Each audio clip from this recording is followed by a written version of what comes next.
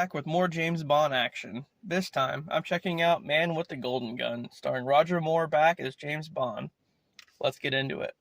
The film starts off with a gangster named Rodney who's going after a famed hitman to collect a bounty. He plans on killing him, but he's no ordinary hitman. His name is Francisco, and he uses a very special weapon, as if you couldn't tell by the movie title. Rodney finds himself in quite the predicament when Francisco gets the jump on him and kills him using his famed golden gun.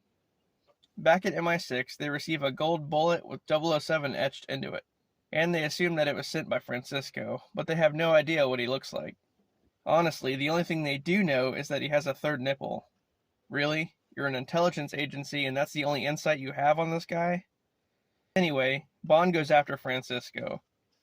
He finds a bullet, which leads him to the maker of the golden gun, and Macau.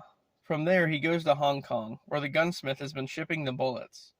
Bond tracks Francisco's mistress to her hotel room, where he pries information out of her, including Francisco's appearance and his next move.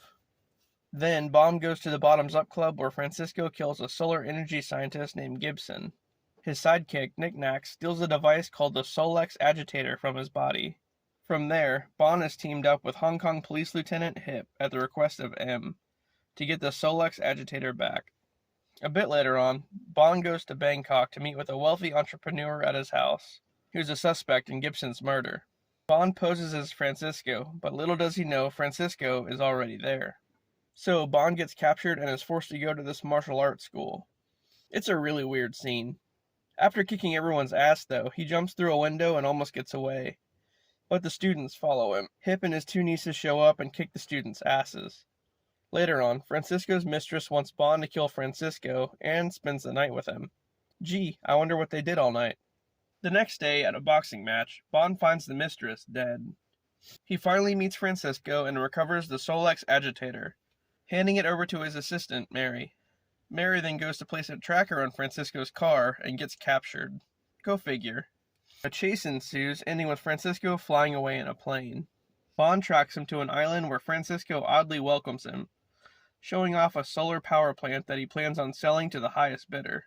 Francisco demos the plant's power by shooting a solar-powered beam at Bond's plane, blowing it up and stranding him on the island. Back in the house, there's a portion that's been converted into a funhouse, where Bond hides and waits. When Francisco walks in looking for Bond, Bond shoots and kills him. Then, Bond takes back the Solex and escapes just as the plant blows up. All of a sudden, Bond is attacked yet again by Knick Knack, but he pretty much just brushes him off. Then, he does what he does and romances Mary. The end. I never knew the man with the golden gun was Christopher Lee. Did you know that James Bond started as a novel written by Ian Fleming, and that Ian Fleming based the character of James Bond off of his step-cousin? And can you guess who that is? Yep, Christopher Lee. James Bond was based off Christopher Lee. That's pretty crazy. So it's cool that he played a Bond villain, and it kinda came full circle, somewhat. Anyway, I'll see you on the next one.